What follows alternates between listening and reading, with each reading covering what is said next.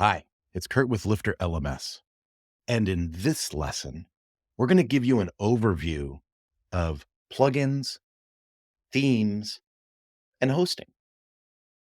To understand the difference between plugins and themes, I kind of like to think of it like almost like building a race car in the game Gran Turismo.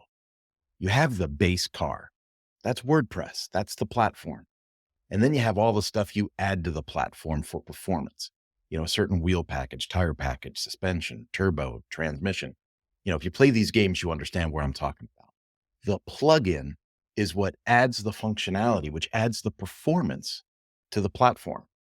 So WordPress by itself is a great content management system, but the plugins help enhance the performance or the features or the functions of that platform. To me, the themes is like picking the paint or the appearance of the car. So the theme helps us with some design elements, what font, what color palette, things like that. So now we have the performance and we have the look of our race car. The next thing we need is a place to park that race car. We need a garage.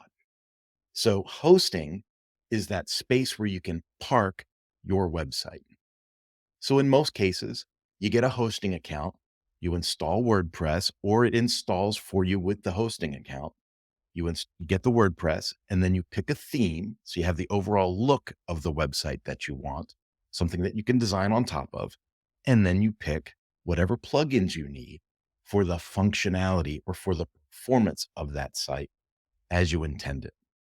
Now, we've got a list of recommended resources at LifterLMS, which makes things a little easier to get started. And the reason I point out the recommended resources on LifterLMS is because there are a lot of choices out there. When it comes to plugins, there's over 60,000 plugins in the WordPress repository, which will show you how to access in a subsequent lesson here. But when it comes to picking themes, there's also a ton of themes available. So we've got a short list for you here in the recommended resources of LifterLMS, and we encourage you to check those out, see what fits your needs best, and we'll see you in the next lesson. Have a good one.